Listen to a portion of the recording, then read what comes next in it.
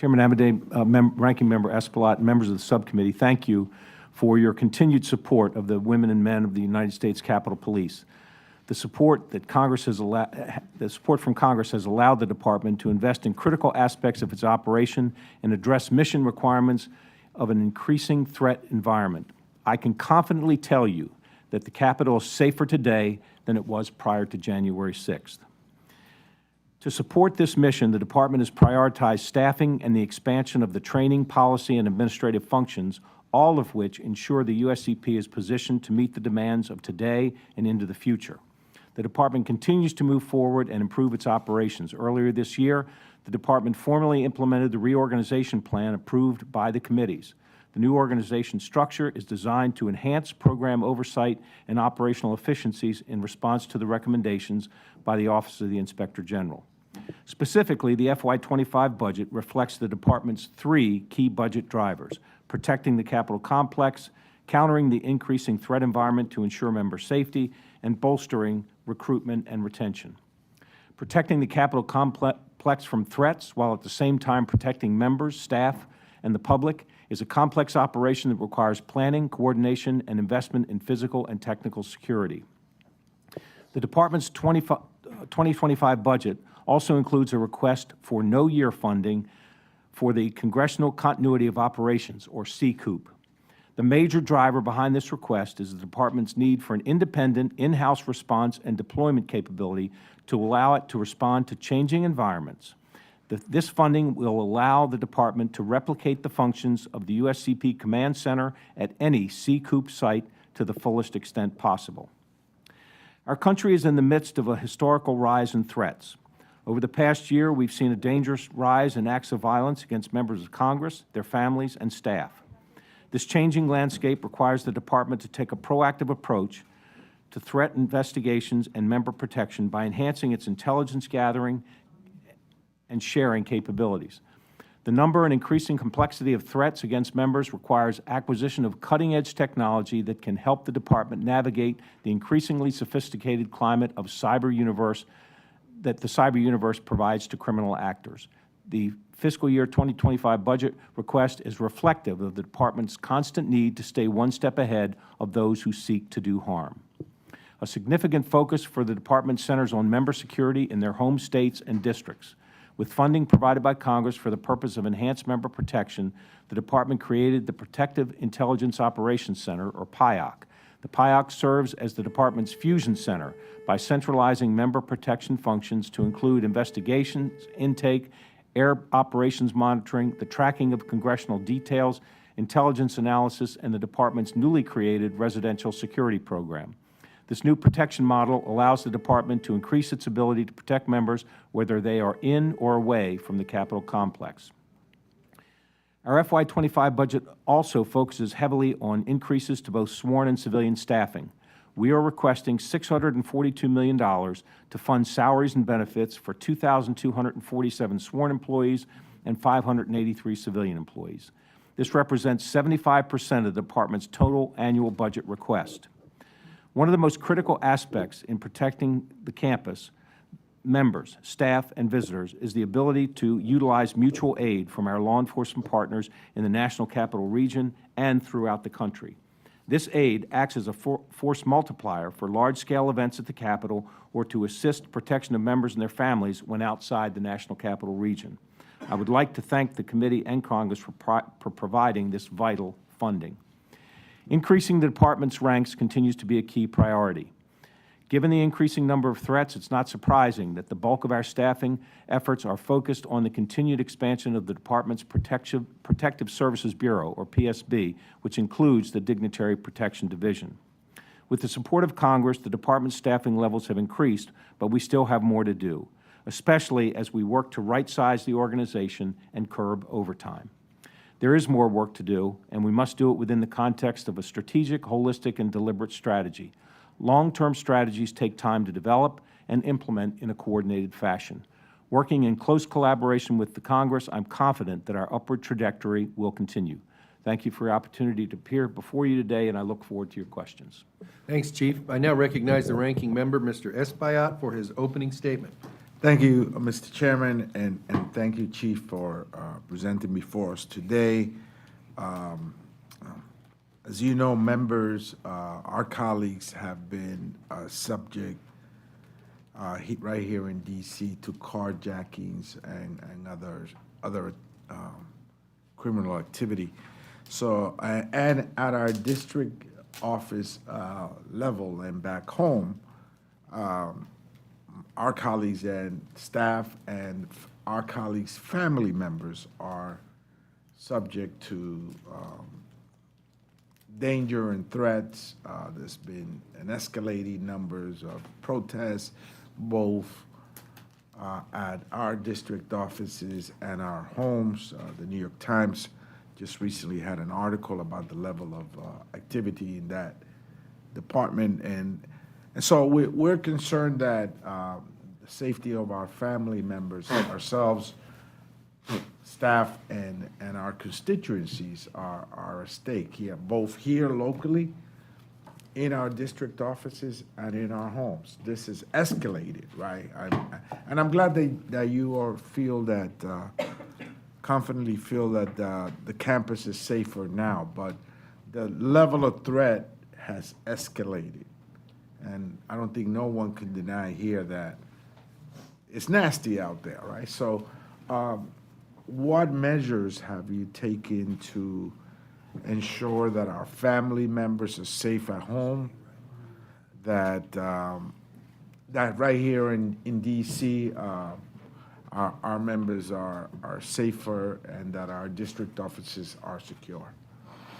So I think, let me talk about here in the D.C. area first. We just recently met with the chief of the Metropolitan Police Department to talk about the possibility of the Capitol Police expanding its extended jurisdiction zone. Right now, we have full authority beyond the Capitol complex, and when we identify places where, buildings where you've got, you know, a dozen or 20 or 30 members living in that building, we feel like we should be patrolling that building often, that if we hear anything occurring in or around that building, that we should be able to respond. So here in the city, we understand that when somebody walks off the campus, we can't just say, well, they're on their own. We want to take full responsibility to try and continue to provide safety and security in terms of responding to calls for service. If we hear a 911 call come out, we're going to respond. Do you have a presence at the airport? Because I remember maybe 3 or 4 weeks ago, Mr. Quigley ran right by me, and I guess he realized he was at the wrong gate or the wrong terminal, and he ran right past me again. And I think he missed his flight, right? Yeah. But, you know, Mr. Quigley was by himself there. You know, I tried to get his attention because maybe I could have assisted him, but, you know, he was just, you know, focused on not missing his flight, but he was by himself.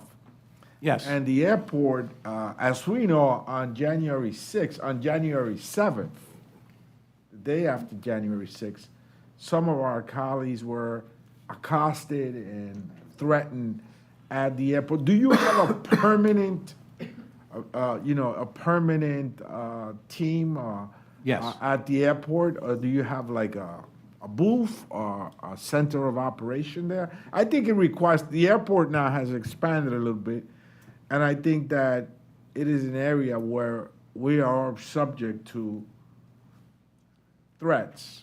Yes. Well, so I believe we need greater presence of you there. I agree. And so, you know, we're doing more when folks are here in the National Capital Region. We also are doing more and want to do more when their members are on travel. And we have people at Dulles National and BWI. You can work through the House Sergeant of Arms to get one of our officers to meet you at the airport if you need an escort. And then the third leg of that stool is to provide additional protection when people are at home, both their home districts and their home residents. And so we've got programs that are expanding, and we're asking for additional money to expand them further for residential security. as well as increased air operation security and just better patrols and better response to folks when they're here in the district. Let me suggest that I believe that whatever outfit you have at the airport, it should be visible because deterrence is a big factor, right?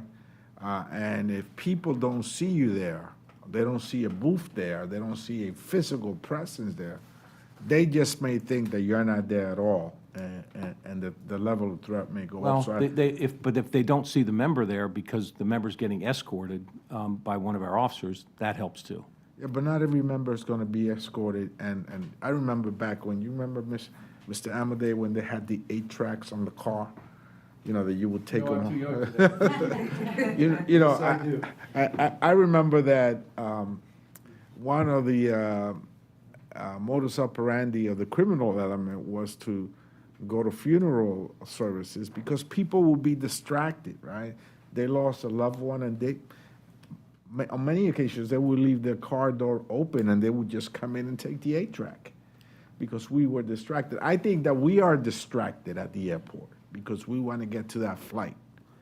And as a result, not everybody's going to be escorted by the police. And we don't know who the general public may be, but they know who we are, whether we like it or not, right?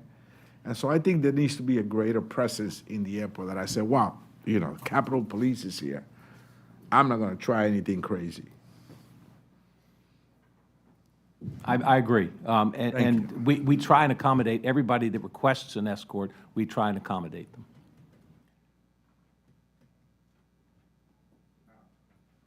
I'm done, Mr. Chairman. Thank you. I yield back. Thank you. Gentlelady from Oklahoma, Ms. Bice. Thank you, Chief, for being with us this morning, and thanks to you and all of your officers for what you do every day to keep members of Congress safe. I want to start by, you mentioned patrolling not only the Capitol complex, but areas adjacent to it, particularly those that have a large number of members living in them. Do you think that your communication with agencies located within the D.C. metropolitan area, whether it's Metro PD, National Guard, or others, do you believe that that has improved since January 6th? Absolutely. I mean, and just as an example, MPD stood up a real-time crime center just weeks ago, and we have a person assigned to that real-time crime center. So if anything happens in or around the Capitol complex, we're right there, and they have access to cameras and a host of other resources so that we can ensure the best response to anything that we would get involved with. I worry because we have seen an increase in crime in the metropolitan area, and we've seen carjackings. We've seen one of our colleagues attacked in an elevator in her building. We have seen staff assaulted, mugged. You know, I'm glad to know that you were there. I think that we are concerned it's not enough sometimes because of all of the things that we're seeing, but I want you to know that I appreciate that, and I'm glad to hear that there is a lot more collaboration. In the documentation that you provided, it lists that there are going to be 542 civilian employees of the United States Capitol Police. Can you describe what those roles would be? So many of them are operational support roles. Many of them are basically create our infrastructure. You know, we've been bringing on record numbers of new officers, and this doesn't just happen without the folks working in our human resources and doing background checks and all of those things. But we're also looking at opportunities to supplement our operations folks by hiring folks that are in civilian positions that can assist our operations folks. I mean, you know, there was a time when we had police officers at posts where now we have civilian contract security because they're only dealing with people that have already been screened, and do you really need a police officer there, or can you better use a police officer somewhere else? So it's a range of positions, but civilians are a very valuable part of our organization. Can you talk a little bit about retention? I know in previous hearings we've talked about the fact that it was becoming difficult to retain officers, particularly those that may be inching towards retirement. Can you talk a little bit about what you've been able to do to impact the retention rate of your officers? Two big things that had an immediate impact. One was the fact that that I got a waiver for the 57 age limit, and I bumped it up to 60. Frankly, if I could, I'd bump it up to even higher than that. But I'm limited by statute. But we also have, and this was vitally important, when right after January 6th, we saw the number of people leaving the department, and so you all funded us for retention bonuses so that we got officers to sign that said if they got this retention bonus, they would stay for additional year. I know there was some discussion about, well, we've had retention bonuses for the last couple of years. I mean, how long are we going to do this? And my response was, this is not the year to change the retention bonus. I mean, we need for people to stay for the conventions, for the election, for next January 6th, for the inauguration, and beyond. So we will do another retention bonus with the FY24 money, since it just got approved. And but the retention bonus and the hiring that we're doing, we have 12 academy classes per year. That's 288 new recruit officers coming in. We are ahead of attrition now. Even if this year we lose, and it's probably close to 200 that we'll lose through retirement or other reasons people leave. But if we're hiring 288, we're still ahead. And we've been ahead for the last 3 years. We have gotten ahead of attrition, and we're going to continue to do that. I think that's the best news I've heard. So, Chief, thank you for what you're doing for the Capitol Complex and certainly for members and staff here. And with that, Mr. Chairman, I yield. Thank you. Before we go to the gentleman from Illinois, the record should be clear that the ranking member's discussion about his athletic ability at National Airport was not germane to the Capitol Police, and that there are some of us that still think he's got his game. And with that, the chair recognizes the gentleman from Illinois. Thank you very much for that, Mr. Chairman. Chief, I was in the chamber on January 6th, and before we were the last ones to exit, I heard a colleague say after a gunshot, so when does the blankety-blank cavalry get here? It never came. So regardless of where a threat like that would come in the future, foreign or domestic, what's the plan for a threat that would require additional resources to come in quickly? So we have more resources within the Capitol Police, but we've already started, when we started this months ago, planning for the election, the next January 6th, the inauguration. We already have committed hundreds of police officers from allied organizations, and by the time we get to those dates, we could have thousands of trained law enforcement officers, trained, equipped law enforcement officers. So the cavalry will be here on site for all the big events that we've got. If it's not a big event, how do you get?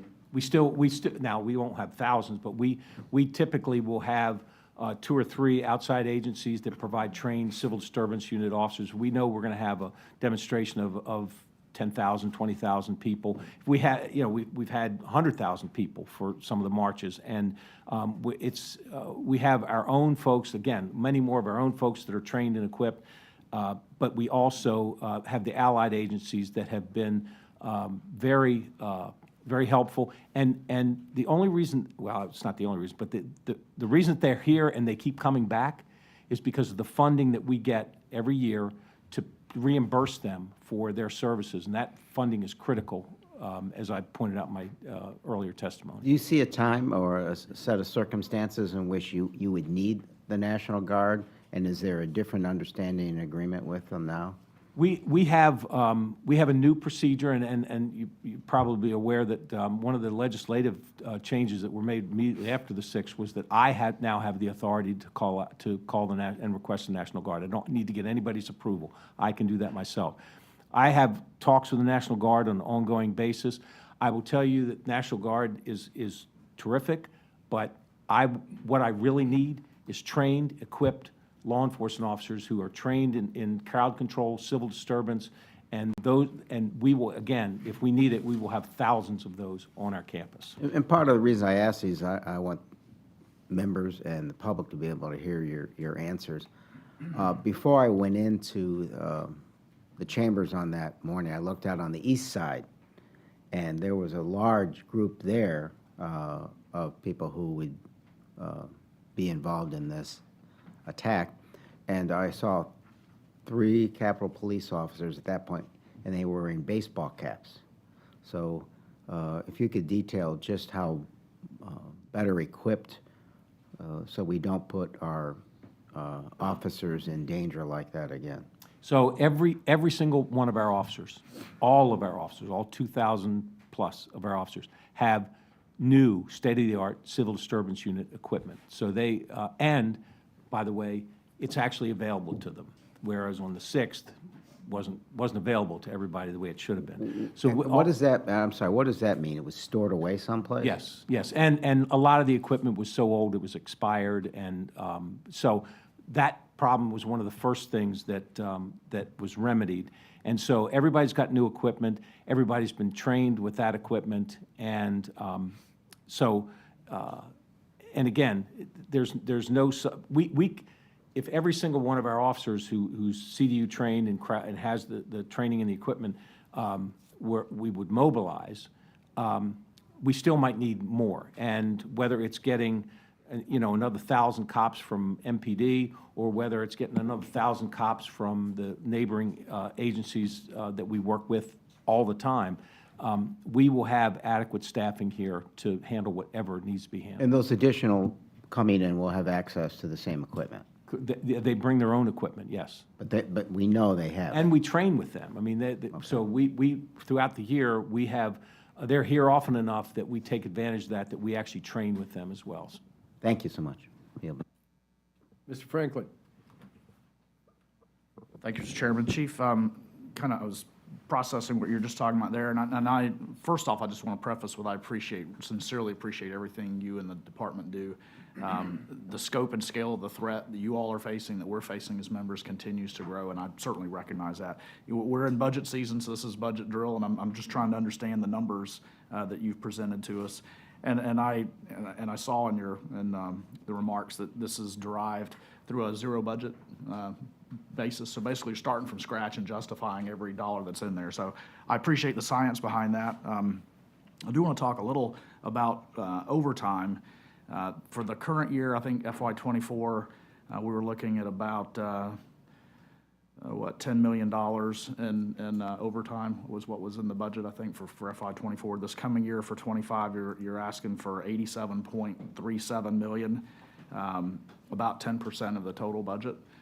It's a very specific number. I'm just interested in how you get to that. And as we were just talking about, if you bring in, if you augment the force with officers from other areas, is that factoring into overtime, or is this overtime specifically your officers that are on? No, this is, the overtime is for our officers, and you can look at the assignments that are going to have the highest overtime rates.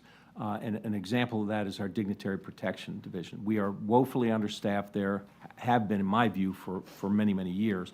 When we get to the protection details staffed to the level they should be, we'll eliminate the officers who are working double shifts, working 16 hours a day for weeks at a time. But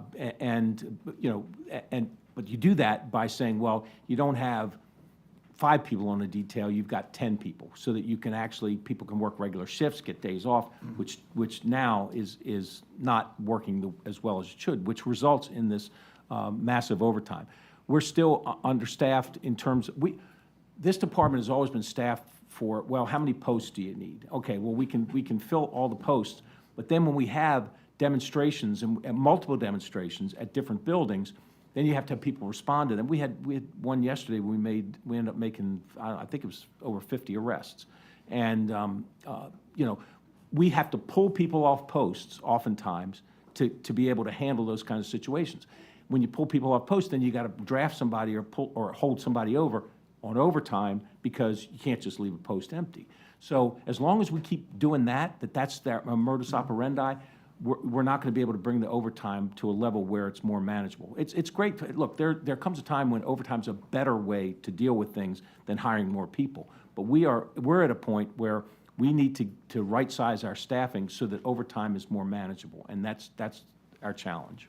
So do I read correctly that you're looking to increase the FTEs by about 5% this year? Well, I don't. And I guess my question is, that's a tremendous amount of overtime and a massive jump from, I didn't know if maybe some of that projection for the coming year is because of the inauguration and concerns around the transition potentially during administrations, or if that's just a more accurate representation of what you've been responding to currently. So thankfully, we don't have conventions every year.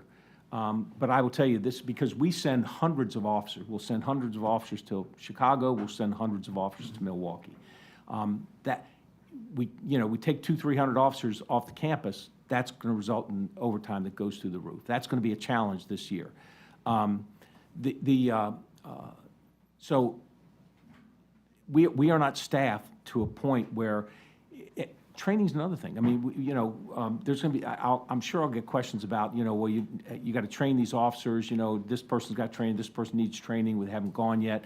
Every time we send 30 officers to take a training class for a week, I've got to find 30 people who are either off or we're going to hold them over. And again, this is all on overtime so that we can meet our staffing the minimum staffing levels that we need to operate. So all this goes to the point that we need to right-size our staffing. And so I don't know if you're 5%. I know that we're looking to hire 288 new recruits, as we do every year. I know that we've got. If you look at the overtime just in our dignitary protection, you look at over 200. I think the number was somewhere around $228,000 in overtime in our dignitary protection. That equates to over 100 special agents.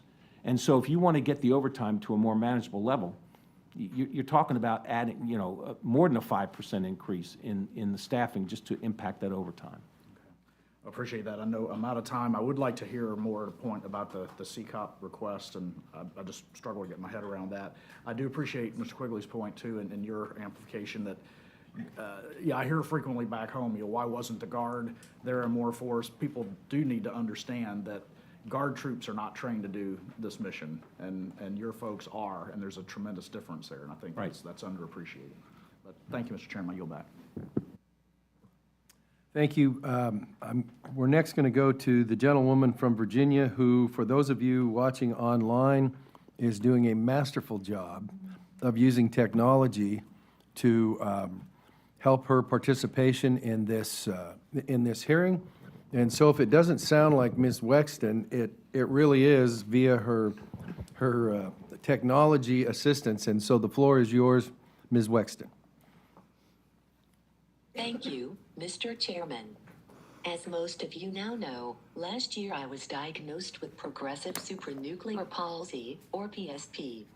I describe it as Parkinson's on steroids, and I don't recommend it. PSP makes it very difficult for me to speak. So I use an assistive app so that I can participate and you can understand me. I want to thank the chair and ranking member for allowing me to do both today. Chief Manger, thank you for being here. It's always a pleasure to see you. As you are aware, one of the things I am most proud of during my time in Congress is the progress we have made to get Capitol Police greater mental health resources, especially through the Lee Bankett Center for Wellness, which is named after my constituent, Howie Lee Bankett. The resources at the center are extremely important for the hundreds of officers who are already utilizing them. I have some questions for you regarding the Lee Bankett Center and its impact. Can you tell us about how you are currently tracking officer utilization and satisfaction with the center?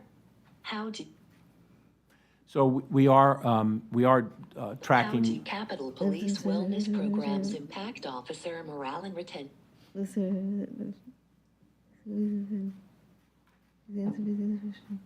So we are tracking the use. and is getting increasingly used as we staff up and provide more and more services. We're hiring counselors, and I'm really pleased with the way things are going. As you know, Dr. Liebengood, Howie's wife, Howie's widow, remains involved and certainly very invested professionally and personally in the benefits of the Wellness Center. We continue to expand the services, and so I'm very pleased with what's going over there. And I'm sorry, I think I'm missing part of the question. And retention? Oh, yes. And retention? Yes. What, if any, plans and goals do you have for the center over the next year? So we want to continue to get it fully staffed, and we want to make sure that we continue to remove any stigma whatsoever. What, if any, plans and goals do you have for the center over the next year? Thank you for being here. So we want to make sure that we remove any stigma that that the department might have that would make someone hesitant to use the services there. We do, in fact, do surveys so that we can get feedback from folks that are using it. People can give confidential feedback about the services they get, and maybe why or why not in terms of using the services. So we'll continue to do that. Again, continue to fully staff the center, and our director, Rachel Call, is just doing a terrific job. As always, it was a pleasure, and I yield back. Thank you. Chief, just briefly, for members and staff who may not be familiar with, could you just, without telling any secrets, tell us who your team is here today with you? I don't know these. Well, I'm kidding. No, That's what I thought, so I'm just trying to help you out. no, I am blessed to have an amazing staff, and I dearly love these folks. Cherry Clipper, our Chief Financial Officer, Magdalena Boynton, our Chief Administrative Officer, Tad Tobias, my General Counsel, Dawn Salter, who's the Deputy CAO, Assistant Chief, Jason Bell, my new Assistant Chief, who we stole from NPD, Sean Benedict, my Assistant Chief, Sean Gallagher, and the FOP President, Gus Papathanassiou. Great, thank you. A couple of follow-ups. A lot of members have asked questions about, and rightfully so, how are you going to react? What's the deal? What are you doing at the airport? You know, all those sort of operational things. One of the things, we had the Controller General in earlier today talking about his budget and things like that. And one of the things that came up was they had prepared a report, you know, on January 6th saying, hey, here's what, and one of the things in that was talking about intelligence. In other words, you know, what did we know? When did we know it? Did we talk to anybody? Did anybody else talk to us? So this isn't all focused on your organization. But could you describe, without telling any secrets, just how that intelligence gathering and also, you know, cross-hatching with all the other intelligence agencies, how you have changed from what happened in the spin-up to that to this is how we synthesize intelligence?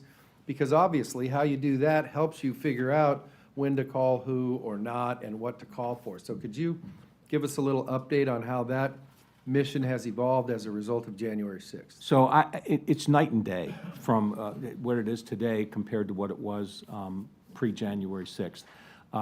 We have, that was one of the first operations that we knew we needed to invest in because how critically important it is. So the way we gather intelligence, and we have folks out the entire region. We are connected to agencies, all federal agencies, but we're also connected to other police departments. So we just, Chief Benedict and I just were up at NYPD a couple weeks ago where we talked to their chief of intelligence to make sure that we had the right connections there. NYPD, there's no other police agency in the world that has a local police agency that has their intelligence capabilities. They are, in fact, worldwide. So we have plugged people in. We have U.S. Capitol Police employees that are sitting in joint operations centers, that are sitting in other agencies, so that we immediately get that information. But we're also doing two things that weren't being done very well before, in my view. We are analyzing that information to see what's credible and what operational strategies we need to put into place. But we're also sharing that information, which we didn't do very well. We're sharing that with our own folks on a daily basis, real time. They are getting our intel. They all got you remember we talked before. They all got phones, and we push intel information out to them every day. We also are sharing the information with our partners nationwide. So and the numbers of people, the number of analysts, the number of folks that we have plugged into the other agencies is a real indication of how big our operation is becoming. Okay, and then as a follow-up to that, so can you describe within your organization who takes all that data on a daily basis or whatever and gets together and sits down and goes, okay, do we think we got a problem here? Or do we not think we got a problem? And if we're not sure, but we want to make sure we're not surprised, who synthesizes that within your organization, not who by name, obviously, but I assume there's some sort of evaluation group that says, hey, I think we got a problem next Thursday. Let's ramp up in case we do, blah, blah, blah. Describe that function for me, if you would, please. Our analysts do the bulk of that work, but they don't pretend to know exactly what we should do operationally. So they make sure we have all the information, that our operational folks have all the information they need to make the operational decisions. We have an operational or a intelligence analysis report that comes out every single day, and all of us get it. And I think it's primarily my Chief Gallagher and our operational folks that are looking at that and say, okay, we know what's going to happen tomorrow, we know what's going to happen next week, and we start planning for those operations to make, and the calls get made to our allied agencies for mutual aid. The notices get put out to our officers that we're going to restrict leave for this weekend because of this event, and so that we start immediately as soon as we get the information to plan to make sure we have everything we need for when that event occurs. Thank you. And then finally, could you talk a little bit for our record in terms of the cost, not the specifics or giving away any secrets, the cost of those protection details, and compare them with other protection detail missions that are not in the Capitol Police? Because that's I think in the discussions that this committee has had before, it's not like the old days where you got a dozen people that are, hey, the speaker's going somewhere or the minority leader's going somewhere, and there you go, and go get them. If you could put a little bit of information on the record onto how that mission has evolved and not shrunk. First of all, when I learned, we've got two people who are in line of succession for the presidency, who are members of Congress. And For the record, none of them are on this committee, so don't anybody. But when you look at what the level of protection that these folks get, and then you've got, of course, the Vice President, you've got the Speaker of the House, you've got the President Pro Tem of the Senate, well, then you've got the Secretary of State. If you look at this, just let's look at the Secretary of State's detail, which is 3 times as big as any detail we have. And they're further down the line of succession. So clearly, we are not, in my view, and I think in the view of the department, we know we've got to expand the protection for the individuals that are in the line of succession, which means it's not only 24/7, but it's here, it's wherever they are, it's wherever they travel to, but it's 24/7 at their home, it's 24/7 here. We can't just, go back to the days when we say, well, we'll just follow them around and we'll make sure they're well protected wherever they are. Because their homes, their family are at risk, and we can't just all of a sudden not be watching 24/7 every place they live. So that's just common sense, and we've got to get to that point and keep it at that point. You're going to see in this year's budget, in FY25, FY26, FY27, you're going to see us building the kind of protection details that we need for the level of threats that we're dealing with today. Okay, and then the final one for me is, I know you've got your, and I say this term with affection, your bean counter here. Could you provide the committee, in the context of the budget request, say, hey, here's magic stuff because it's a presidential election year, which means here's convention costs we didn't have ×2, here's whatever those costs are, to say, yeah, you've got an increase in funding, but this is attributable to doing this, this, and that, which is the every 4-year stuff. Just so when that number's being digested, we can have a point of reference to go, this piece of that pie is because it's a presidential election year with all that goes with it. We can provide that to you, yes, and I don't have it off the top of my head, but I just know that it's one of those things that where it's a massive undertaking for us, and it will impact our ability to keep overtime in check this year. Right, and then finally, the gentleman from Georgia who is enthusiastically in attendance at this point in time, the floor is yours. Thank you, Mr. Chairman. Sorry I had to step out. Another committee hearing. It's the way it goes here, I guess. Well, first off, Chief Manger, thank you, and I want to give you my utmost appreciation to all the officers of the Capitol Police who work day in and day out to ensure the safety of the legislative process. The Capitol Hill building, members of Congress, staff, and visitors to Capitol Hill. So again, thank you, sir. Thank you. In recent years, the radical pro-criminal D.C. City Council has systematically gutted the Metropolitan Police budget, amended the D.C. Criminal Code to allow violent criminals to be sentenced with no jail time, and attempted to lower maximum sentences for violent crime like carjackings, robberies, rapes, and even homicides. The D.C. Council's pro-crime policies were so bad that last year, Congress had to step in and enact H.J. Res. 26, my resolution of disapproval, that overturned the Council's pro-violent criminal legislation that threatened the well-being of the Washington City residents and visitors alike. Even President Biden felt the pressure and signed the legislation into law. Despite this win, the D.C. City Council is still reaping the rewards of its systematic catering to criminals in our nation's capital. During a time when violent crime has declined nationwide, our country's capital city saw violent crime shoot up 39% in 2023.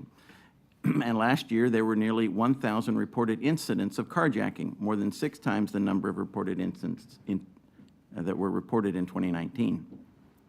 Since last year, the start of the 118th Congress, we have had a member physically assaulted in an elevator in our Washington, D.C. apartment building, one carjacked at gunpoint outside his apartment building less than a mile from where we sit today. Numerous congressional staffers and reporters have been victimized across Washington, including in the neighboring Capitol Hill and Navy Yard communities.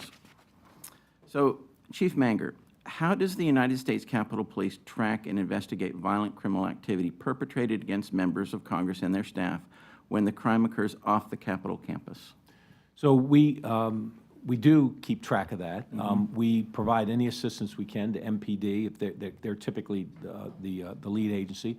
But one of the things that I talked about earlier, and I think it was the time when you were not here, is the fact that we are working in our extended jurisdiction zone, which goes almost to Navy Yard. I'd like to expand it to cover Navy Yard, where we are patrolling. We are responding to 911 calls when we're out there.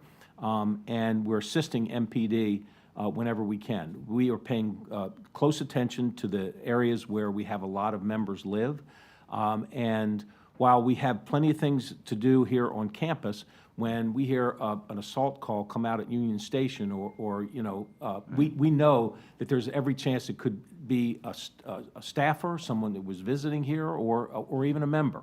And so we are trying to take a higher or a greater role in terms of patrol and response in and around the Capitol complex to beyond our extended jurisdiction.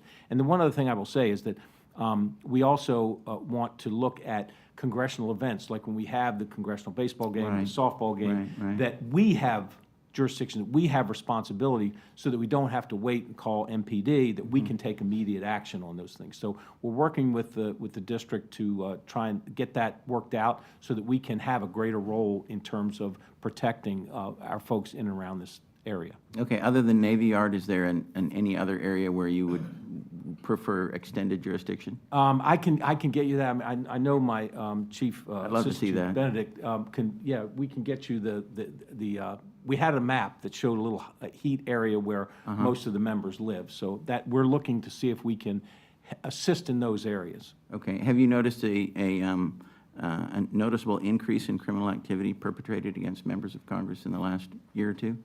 Certainly the threat environment, and yeah, I mean, anecdotally, there's certainly, and look, I've been here for 3 years, so I can't compare it over long periods of time, but I can tell you that certainly anecdotally, over the last couple of years, it's been a concern. An increase? But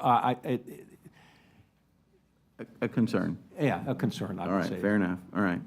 Okay, so I understand that on numerous occasions, as you said, that Capitol Police officers have been dispatched to assist Metro police officers in curtailing criminal activity occurring in neighborhoods surrounding our Capitol complex, including an incident in February where U.S. Capitol Police officers responded to a shooting of a housing authority officer about a mile from the Capitol. And just last month, officers assisted MPD in a manhunt for a shooting suspect at an apartment complex just a couple of thousand feet from the Longworth office building.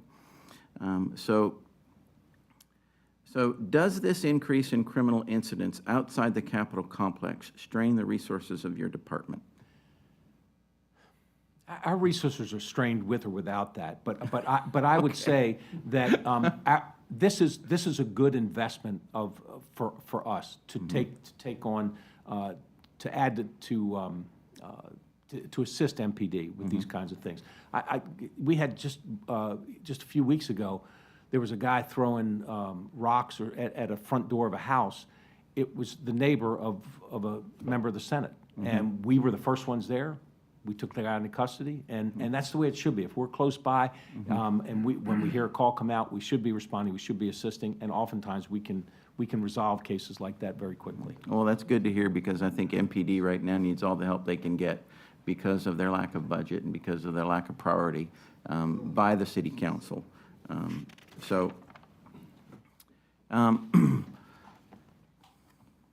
I guess with that, I'm out of time. I'm gonna yield back. Okay. Any other members have any follow-up questions for Chief Manger? Mr. Ranking Member. Yes, Mr. Chairman, I move that to submit my opening remarks for the record. Without objection, so ordered, and we'll do that for the previous ones, too. Correct.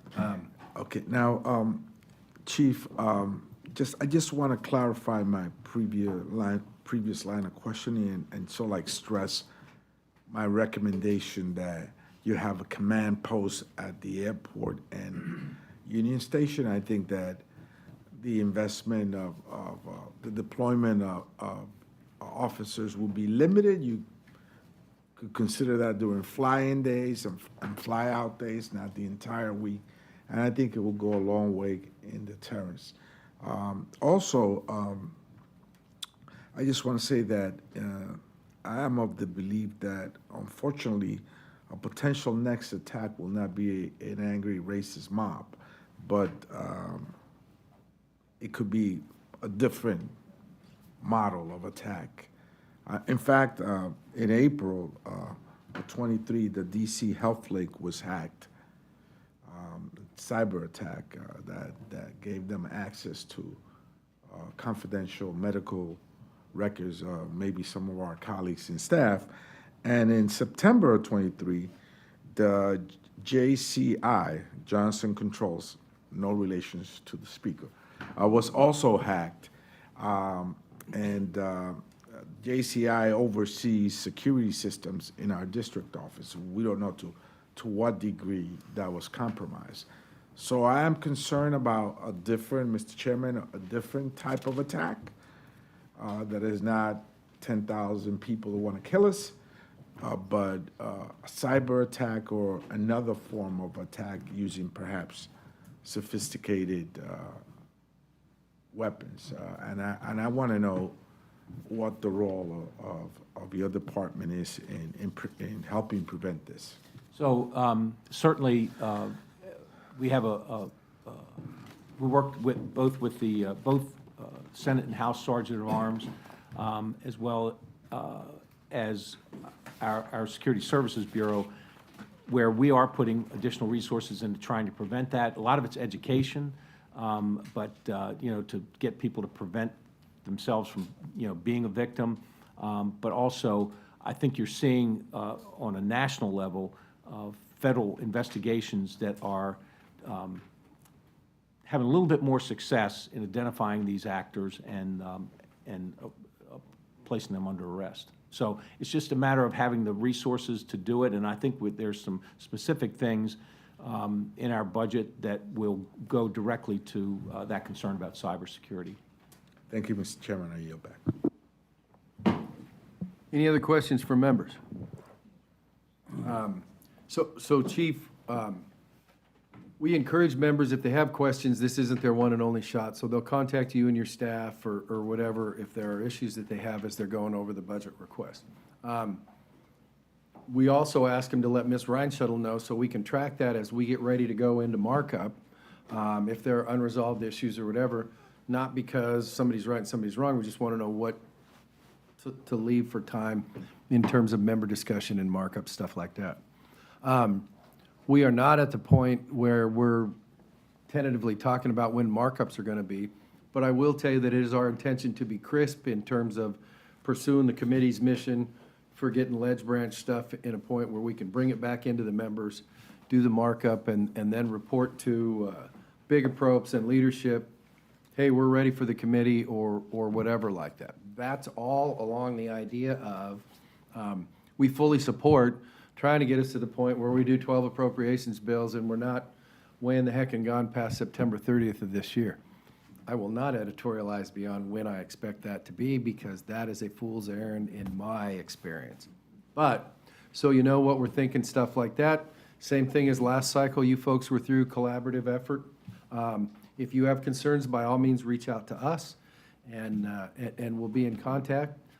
Thank you for your presentation and your folks here. And with that,